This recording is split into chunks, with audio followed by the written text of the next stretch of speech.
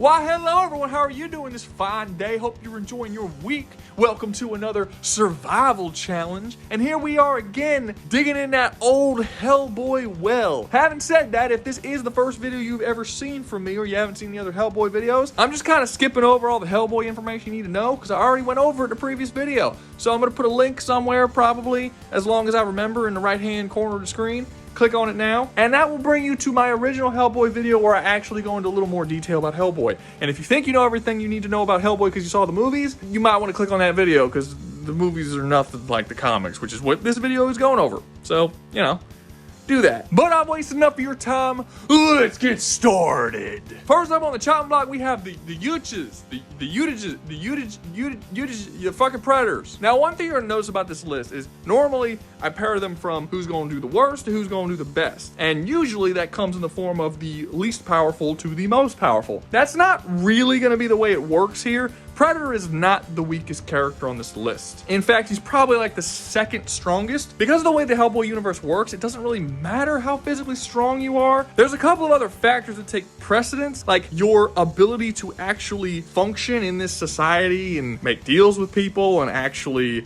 be kind of friendly, and that's not really the Predator's whole bag. The Predator is lowest on this list because the Predator is gonna really fucking wanna hunt here. Like, really badly want to fucking hunt here. That's what they do. It's like their whole thing. They fucking hunt things. And as far as that goes, they're gonna fucking love the Hellboy planet. Oh my god, are the Predators gonna have a goddamn ball here. There are so many different crazy fucking creatures and folklore. Like basically everything in our real world myths is a real thing in the Hellboy universe. Every society or culture's folklore and myths and legends, and it all really exists in the Hellboy universe. There's not a chance in hell that one predator is gonna find this world and not immediately report it to the other predators, like out in the mothership and shit, and be like, guys, we're gonna start building vacation homes out here and shit. It's gonna be great. The problem and the reason why they're so low on this list is because they have no way of knowing how to kill the vast majority of creatures in the Hellboy universe. Because just like Hellboy has basically every folklore creature in the history of humanity in this one series, it also takes that folklore very fucking seriously. Like, for instance, in one story, there's this creature that I believe is a part of the fairy folk kind of like race or whatever. It has a bunch of different powers. It can shapeshift, it can turn into a giant, it can do all kinds of crazy shit. But the way to harm it is to touch it with an iron horseshoe. Not a horseshoe, not iron, but an iron horseshoe. And if you don't touch it with an iron horseshoe, you can't fucking hurt it. There is zero way that a predator will ever know that that's the only way to hurt this fucking thing. The reason why Hellboy does so well in this world is because he is the #1 paranormal investigator in the world. He's a fucking walking encyclopedia for how to kill these things. He just knows all of it, and he's constantly armed with everything that he would ever need to deal with any situation that he would possibly come across. Like, he just literally has an iron horseshoe in his back pocket he can pull out and use just in case he needs it. That's not the case for predators. When a predator comes across this fairy folk person, he's gonna try and kill it like through normal means. And yes, I know, predators stalk their prey and try to learn everything they can about their prey before the attack. I get that. But how long would you have to stalk prey before you realize a weakness like that? You could stalk the prey for 50 fucking years and it might never come across an iron horseshoe. How are you gonna know its weakness? A predator has no way of knowing. So the reason why the predator is so low on the list is because they're gonna love being here and they're gonna come and they're gonna hunt all sorts of shit. But they're gonna fucking die a lot because they're gonna keep running into new shit that they don't know the weakness of, that only has one way to fucking kill it. And there's gonna be a bit of a learning curve of them having to figure out, throwing themselves at all of these different creatures, like, what exactly is it that's gonna fucking kill this thing? It's gonna take them a very long time, with tons of trial and error, throwing tons and tons of predators at the planet before they build up enough knowledge to be able to hunt on it consistently, successfully. Does that make sense? I think that makes sense. Now, some creatures are going to be a lot easier than others. Like, for instance, vampires. Those exist in the Hellboy universe. I don't think that the predators are going to have a huge deal learning how to kill a fucking vampire. The sun fucking kills them. Stakes kill them. they're pretty basic creatures. It's not that hard. Like, you cut off a vampire's head, most of them die. So I can absolutely see a situation where you actually have like a faction of predators who basically become vampire hunters, who show up to the Hellboy world and specifically hunt vampires because they know that that's something they can hunt, that they know how to kill, but that still offers a really, really good, solid challenge because they're vampires. They have a bunch of crazy superhuman abilities. You might even get predators who have like crosses embedded in their armor and shit, and like all kinds of like vampire hunting themed predators. Like that would be really fucking cool. And not just vampires. You might have a faction of predators that are like better at hunting trolls, like the Troll Hunter faction. That's a fucking Netflix show.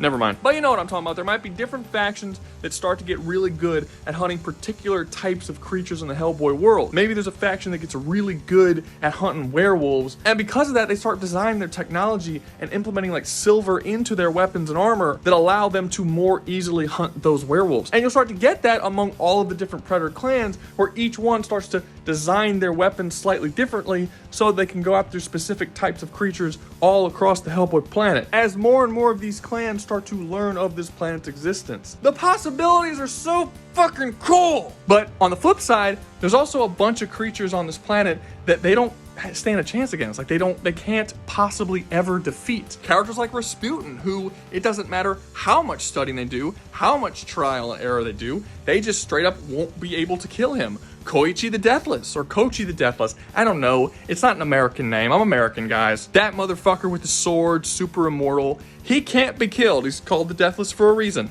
There is no way that exists in the Hellboy universe that can kill Kochi the Deathless. And there's a lot of fucking crazy shit in Hellboy. So there's no reason whatsoever to assume something like a Predator would ever be able to kill him. That's if he wasn't the greatest warrior who's ever lived on planet Earth. And then you have characters like Hellboy, who only dies when he wants to and can freely move between multiple planes of existence. Again, predators can't do that. They can't possibly kill someone like Hellboy.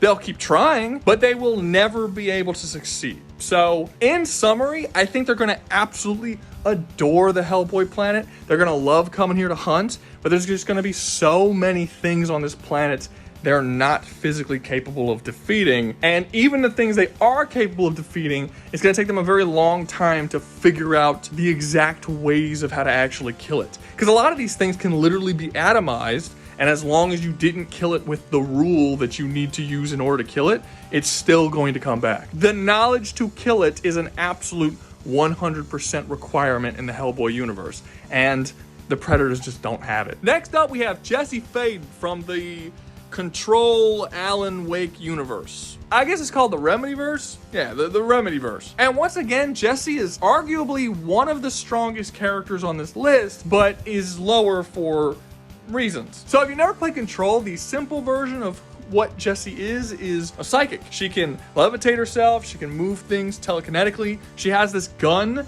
that she can change into different types of guns because she uses her telekinesis to alter the structure of the gun. So she can make it automatic, she can turn into a shotgun, a more like sniper rifle type thing, a pistol, you know, different stuff like that. Like I said, that's a very simple explanation, but it's a lot more complicated because the reason why she has these powers is because she is tied into this creature that lives in another universe, but it's like, they call it another frequency. Like, it exists on another frequency of existence. This game's very conceptual. It's very difficult to explain. But basically, this fucking thing grants her the power that she has. It's had this connection to her since she was a child. And in the game Control, she goes to the HQ of this place that basically deals with these sort of situations, and she becomes the new director when this being called the Hiss comes out that is also a frequency in another universe, but the Hiss like possesses people and does all kinds of weird, crazy, cosmic horror shit, and she has the power to seal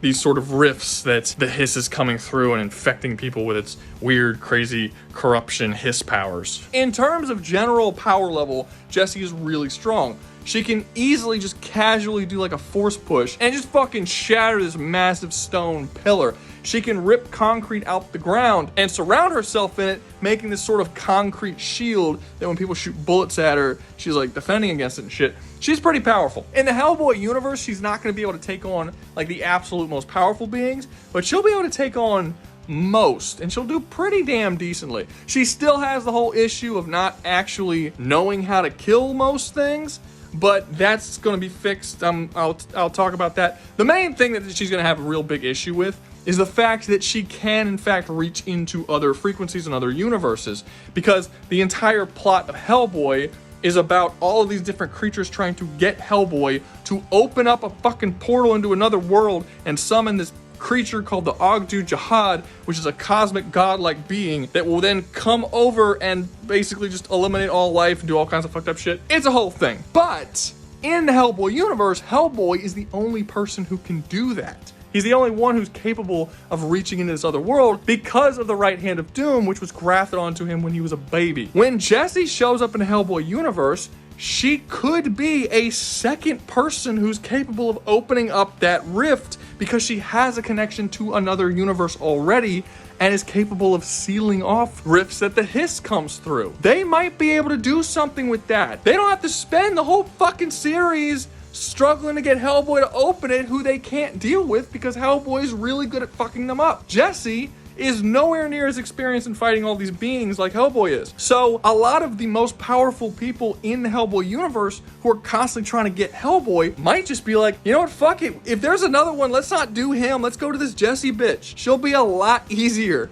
Let's go get her to open up the fucking rift. So she will become a massive, massive target for some of the most powerful beings in the entire Hellboy universe. Now, I get that it's not a perfect one-to-one scenario. Hellboy actually has the ability to travel between different universes and shit. And Jesse doesn't have that same power, but I think what she does is close enough to what Hellboy does that somebody who's clever and a master of the paranormal, which is what Jesse's power is, it is a part of the paranormal, can use her power to essentially do the same thing that Hellboy's power does. Somebody like Rasputin may be able to use her to do the thing he wants to do, which is why she's so low on this list, which means it'll basically be a race between the BPRD and all of the enemies of Hellboy trying to get this bitch, and if the BPRD gets to her, we're gonna have her join our team and work with us against them. But if they get to her, we're all fucked. Everything's done. So this is gonna mean a lot of really cool story opportunities for Jesse. For one, she has no reason to turn down the offer to the BPRD. If she does, it's basically a death sentence, because turning them down would mean, one, she would have no protection from all the people who are trying to kill her outside of the BPRD, but also the BPRD might just kill her themselves because she's essentially a walking doomsday device that can be used against humanity. So her only real option is to join the BPRD, and once she does, they'll be able to teach her all the skills that she needs in order to go up against all of the different monsters that she otherwise wouldn't know how to fight. She'd basically get trained in all the shit that she needs to be trained in, and the story would basically go much the same way that Hellboy's story did, except a little different, because Hellboy at one point just like dips, he leaves the BPRD and he goes solo, but he's like the most skilled guy when it comes to fighting these fucking things, so it's not really that big of a threat. Jesse will not have the freedom to just leave because Jesse can't deal with them without the help of the BPRD. She's just not that powerful. I mean, Hellboy, who's significantly stronger than she is, gets ripped to pieces all the time, and he's even been killed multiple times, but he just can't die. Like, he just keeps coming back. Jesse doesn't have that. If she dies, she's fucking dead. So that's really the only option she has. Do I think that she'll do well in this universe? I do. I think she's just gonna be one of the BPRD, and that's it. I think she's gonna go on missions when they ask her to go on missions and do whatever it is they tell her to do, and that's all she really can do. The reason why she's so low is because since she's going to be such a massive target to everybody, the odds of her dying are way higher than the last two people on this list, because the main villains of the entire series will not be actively trying to kill them like they will be with Jesse. So I think she will do relatively well as long as the BPRD get to her first, but even after that, it is still possible that she might get captured or killed even after she does join the BPRD. And even if they can't get to her, the BPRD and the government might just come to the conclusion that it's better off killing her just so that's not another weapon that they have. So yeah, I'd say give it like a 50-50 whether or not she survives. Next up, we have Jesse Rentier from Evil West. This is the second Jesse. I can't call him Jesse because Jesse Faden was... I'm gonna have to call him like Rentier. Rentier. Should have called Jesse Faden. That would have been a lot easier. So Rentier is a vampire hunting cowboy with like a lightning gauntlet that allows him to use lightning attacks, but he can also kind of turn into lightning. I don't know how the gauntlet makes him turn into lightning, but it does for short periods of time. He has a bunch of different crazy guns. He has this giant blade thing on his arm. He's a vampire hunter. He kills a lot of vampires. So there's a couple of things that are really going to help Rentier here, and a couple of things that are really going to hurt him. For one, Rentier was trained from basically childhood to be the perfect killer of vampires. In the Evil West universe, vampires are not some hidden secret thing. They're all over the place. They've basically dominated all of the United States, and the President of the United States, in an effort to stop them, basically ushered in this organization that is specifically designed to fight against and kill vampires, because it's basically like a zombie apocalypse almost of vampires. Rentier's father is the head of this organization, and I believe his grandfather was also the head of the organization. So basically, Rentier is expected that when his father passes, he will take over. So he was groomed from a very young age to do that. He was groomed to be a leader. He was groomed to be a fighter. He was groomed to be basically perfect in every way when it comes to hunting vampires. So that's the really good stuff. The bad stuff is that's the only thing he knows how to do. He knows how to kill vampires. He can lead a team and kill lots and lots of vampires. Like, he has a lot of really crazy advanced technology for the Wild West. Honestly, he has a lot of crazy advanced technology for the Hellboy universe. Like I said, he has a fucking gauntlet that turns him into lightning. How do you do that, Rentier? That's really cool and all. The problem is, he has no idea how it works. Rentier does not make his own equipment. He has a whole group of scientists in this organization that makes his equipment for him. Rentier has no investigative ability. He has no way of tracking down or finding these vampires. Information is given to him by his superiors of where to go and what to do. Like I said, killing vampires is the only thing this motherfucker knows how to do. The problem with that is the vampires in the Hellboy universe don't work the same way the vampires in his universe works. If he comes across a vampire in the Hellboy universe, he's not going to entirely know how to kill it, because he's not going to be able to kill it by just shooting it in the face. He's got to kill it through more like traditionally vampire murderous methods. You know, stake through the heart, beheading, things like this. Not saying he won't be able to do that. He just won't really know how to do that. And when it comes to literally anything else other than vampires, he doesn't know how to kill any of them at all. And given that Rentier was bred from childhood specifically to do this one thing, to kill fucking monsters, he's not just gonna like get to the Hellboy universe and retire and be done with it. It's gonna be the only thing he knows how to do, so he's gonna keep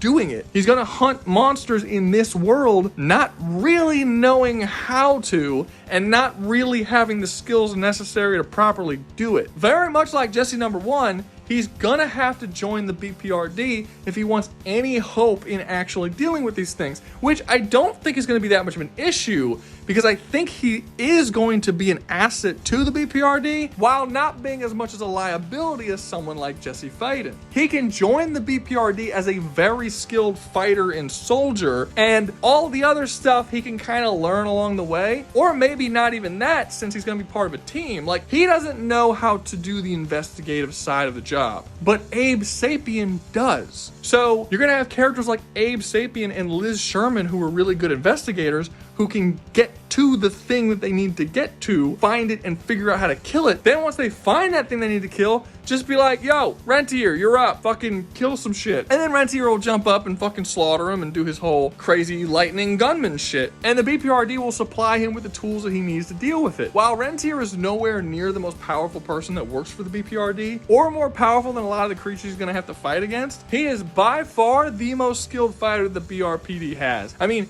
Jesse is a guy that in his own universe takes on like dozens upon dozens of vampires by himself. He takes on giant bosses, because if you haven't played Evil West, some of the fucking vampires are like, you know, 40-foot tall giant slug monsters. Like, they're really not vampires. They're basically just a bunch of different fucking monsters. And Rentier fights them all completely by himself with, I mean, I'm not gonna say no issues, but not nearly as much issues as he should be having. Probably not as much issues as someone like Abe Sapien would have. And Abe Sapien survives the whole Hellboy series. So, you know, what do I think is gonna happen with Rentier? If he goes off on his own, he's gonna fucking die.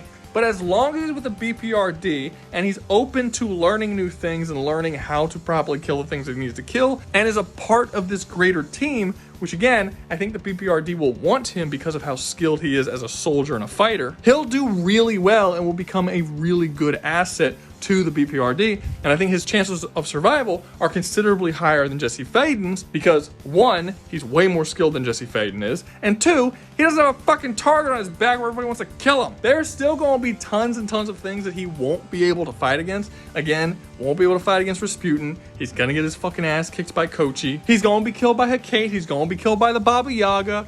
There's a lot of creatures that will pretty easily kill him because they just straight up overpower him. Now, if we talk about this challenge as if Hellboy isn't there, and then it's going to be all on Jesse Rentier to basically go through everything that Hellboy did in order to stop the end of humanity, then no, he's dead. There's nothing he can do. There's too many creatures in the series that he's literally incapable of even harming or being a threat to. And at the end of the day, while it's cool Jesse can turn to lightning for a couple of seconds, he's still just a dude, and he can still be killed through any regular dude-like means. So yeah, kind of depends on the situation, but he's whatever. He's fine. Last up, but certainly not least, we have Dr. Jonathan Reid from Vampyr. I have a soft spot in my heart for this game. You know those games that come out that have a really new and interesting and cool idea that no other game is trying to do, but they don't quite get it perfectly, but it's a cool enough idea that you really, really want them to get a second shot at it to make a sequel and improve upon that really cool idea? This is one of those games for me. I just think it's so fucking cool. So the idea of Vampyr is that you play Dr. Jonathan Reid, who is a doctor, obviously, during World War I. He's actually a world-renowned doctor who specializes in blood. And what a fucking coinky dink, the world's most renowned blood doctor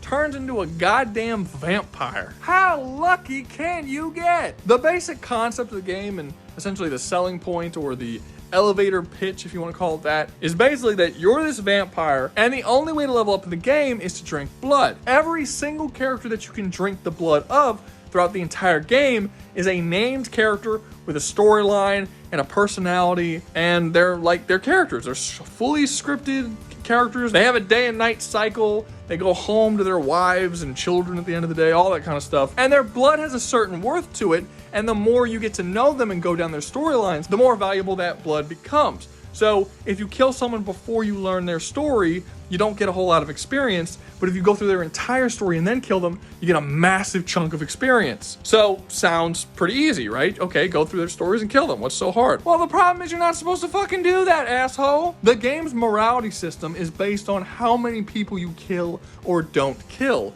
But because you're a vampire and it's thematically appropriate, the game punishes you for trying to be good and not killing people. Because the game is harder if you don't kill anybody. But as you start to get to know them and their blood is worth more, you start to care about these people, and you as a player don't actually want to kill them. Also, all the character storylines are interconnected, so by killing one character, you'll negatively affect the storylines of several other characters, possibly not being able to complete them, or they might die somewhere in their storyline where they otherwise wouldn't. Not to mention, a very big part of the game is that there's like basically a black plague happening across all of London, and the more bodies that build up, it will attract and make that black plague spread, so you don't actually have to kill everybody, you just have to kill slightly too many people, and that plague will spread and kill way more people. So there's supposed to be this constant push and pull where you feel the same way Dr. Jonathan does, where you can't fully disconnect yourself from killing these people, but at the same time,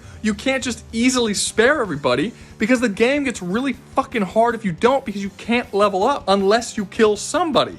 So you're constantly balancing, like, who of these people who are not deserving of death are going to die so that I can get through this game a little bit easier than normal. It's one of the only morality systems I've ever seen that punishes you for being good, but not in a way that's manipulative. It actually feels pretty normal. And the cool thing about the game is that a lot of the characters seem like it would be like super easy to kill them at first. Like, for instance, you might meet one character who is the town drunk and he's just a complete dick. He treats everybody like shit. He's an asshole, right? And you're like, okay, I'm gonna kill this guy. But then you start going down a storyline and then you realize, oh, well, he became the town drunk because his wife died and he's working 3 jobs to support his kid, his like 8-year-old son. And now that you killed him, and you drank his fucking blood, now his kid's gonna starve to death. And actually, he's not really an asshole. He's just super stressed and mourning his dead wife, and it's like, fuck, I don't want to kill this guy now. And pretty much every character's like that. The more you get to know them, the less you want to kill them, and it feeds back into the gameplay. The reason why I say it was a cool idea that wasn't done right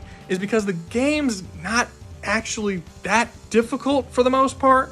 Like, there are definitely difficulty spikes, usually during certain boss encounters, but for the most part, you can play through the game without killing pretty much anybody, and you'll be okay. Also, they kind of pushed out on the concept. Like, the whole concept is that you're not supposed to be able to get any experience unless you kill people, but if you're out fighting in the world, you don't get a lot of experience, but you get a little bit.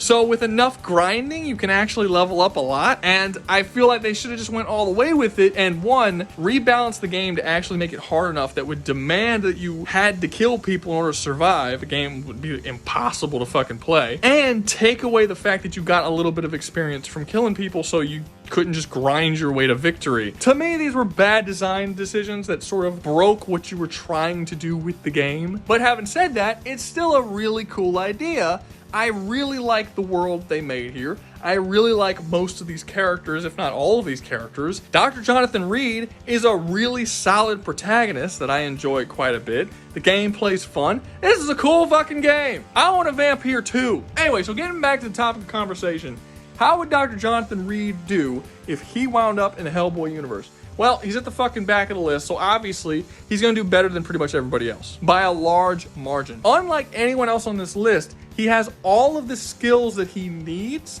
in order to survive relatively well. Unlike them, he is a very skilled investigator.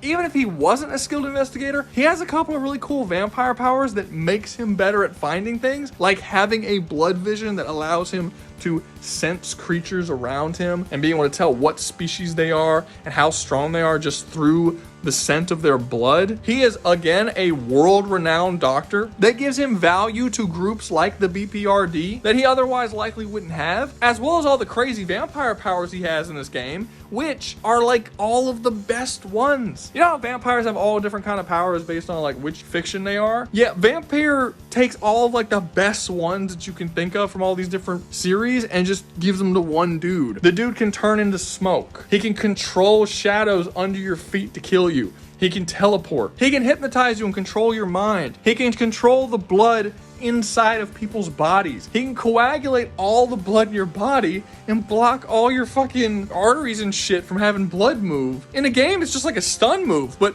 when you read the description of the power, it coagulates all the blood in their body. That's an instant kill thing. That's not a stun move. He has insane levels of regeneration that is actually stated in the game that if he's turned to ash, he can regenerate back to full okayness. The sun, while it does burn his flesh, cannot kill him permanently. It will turn him to ash, and then when it goes away, at night, he will regenerate back to normal. The only way to properly kill vampires in this universe is to burn them with fire or to stake them in the heart. Anything else doesn't work. And since Dr. Jonathan Reid is a World War I vet, he's actually really skilled in hand-to-hand melee weapon fighting and a professional marksman. So is it going to be like the Double Jessies where the BPRD are really going to want him on a team? Well, it depends. What version of Reid are we using? Are we using the version that held out and didn't kill a bunch of fucking people and become an insanely powerful, evil vampire? Or are we not? Because that's going to make a really, really big difference. And this is another thing that I think is really cool about the game. I know I've been jagging off this game a bit, but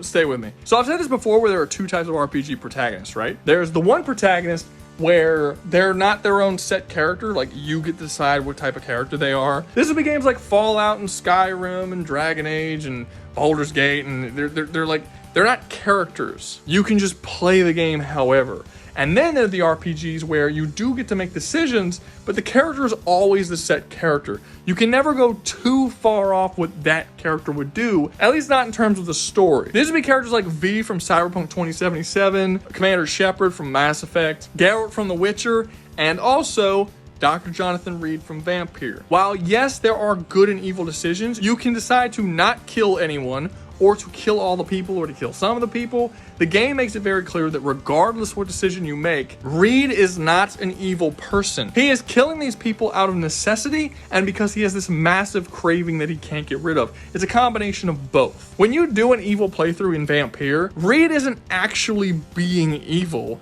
He's giving in to the temptation that's going to make his life easier. He still regrets the things he's doing. You can't be a straight up evil Reid.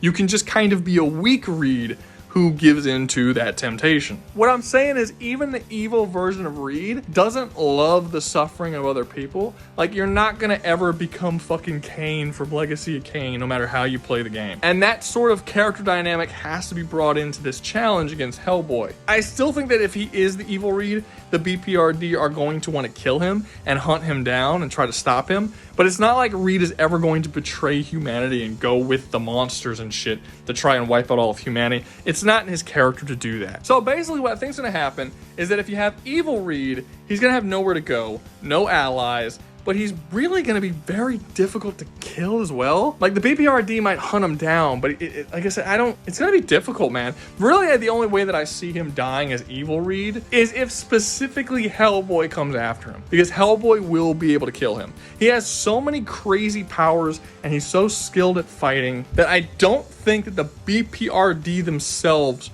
are going to be able to take him down. I really think it's just Hellboy, and I honestly don't think that any of the evil monsters and shit are going to even care that he's out there if he's evil Reid. Well, no, Liz Sherman should be able to kill him too. He's physically superior to her in basically every way, and he has a lot of really good hacks that could instantly kill her, but she can also instantly kill him because she has like crazy over-the-top fire powers, and like I said, fire can kill him. So that one's sort of up in the air. I think he has a better chance of killing her than she does of him, because he just has way more shit to utilize against her. But if he doesn't know what her power is and they get into a fight and she just instantly fries him to death, there's really not a whole lot he can do about that. If he's good Reid, I think he absolutely will join the BPRD because he cares about humanity and wants to help people and save people, but I don't necessarily think that he'll join as a soldier on the front lines. I think he'll join as a doctor because I think he's more valuable to the BPRD as a, one of the greatest doctors on the planet than he would be like an investigator or a frontline fighter. Like, if he dies on the front lines, which is very unlikely because like I said, there's not a whole lot of ways he can die, they would lose that asset of an amazing doctor that can do all kinds of crazy doctor shit. So yeah, basically where I'm landing with Reid is evil Reid absolutely will be stopped by Hellboy.